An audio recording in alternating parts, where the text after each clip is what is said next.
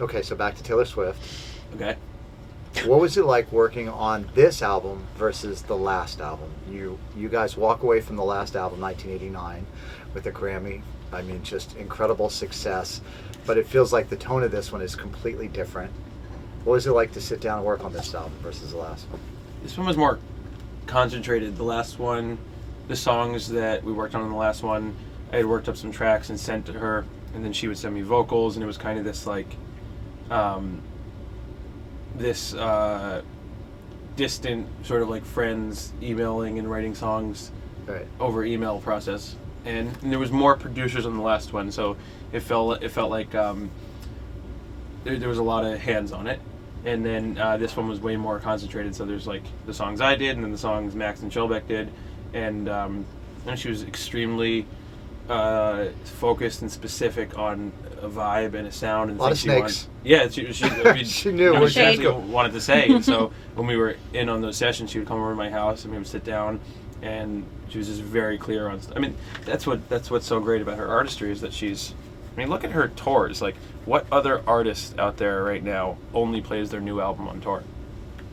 It's a pretty big deal, like, to stay so current, where it's never a greatest hit show, where each time period is fully defined. I thought about that, really. Yeah, I mean, that's what I one of the things I love and respect most about her is it's boiling in here. This room. It has no temperature control. All of a sudden, while I was talking, I was like, no, I was am I unwell? No, you're good. You're having heat flashes. Did I talk about porn too much? The building got a little hot. So here's your chance, Kennedy. By the way, we're with Jack Antonoff from Bleachers.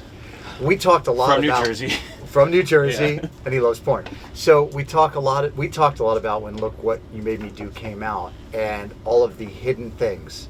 Oh, please! It was so full of this shade. is the man that was right there during the process of writing the song. You don't have to answer the question directly, obviously, if you don't want to. You certainly can if you want to. But so she came in and she said, "I want to make this song about this person or about this thing that happened to me." Like, sort of, where was she at? Well, I mean, she like voicemail. We're going to talk voicemail today. Like, what happened that way? I mean, I think that there's so many things that she's. I mean, what's interesting about people in the public eye? It's like, you know, she does an amazing job of taking all the things that we know about her and talking about it in an incredibly personal and poetic way, right? So it's like, I mean, that's essentially the whole point about writing records, is to relate to people. And the more famous you get, how do you relate to people? And she does an amazing job of it. It's incredible. Yeah, so, I mean, that song, the one thing about that song is, you know, like, to me, the biggest goal of that song was to take all these things that everyone thinks they can say about you because they heard rumors, right? Mm-hmm, rumors or opinions, like, sure. if you imagine the world as like a big high school, to take all that and just throw it back in people's faces. No, I mean, it's strong. I love that. It's there's, strong. There's a lot of like, camp to that to me, which is which thrills me. Yeah, it feels like a trolling to me a lot. I don't like the word trolling. Why?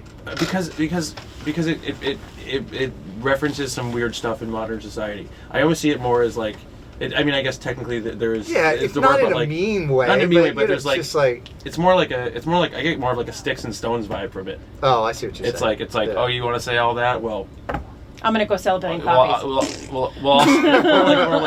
I'll say it first. I'll address it in all these different ways in my music. But yeah, that's interesting. It's an interesting thing about it.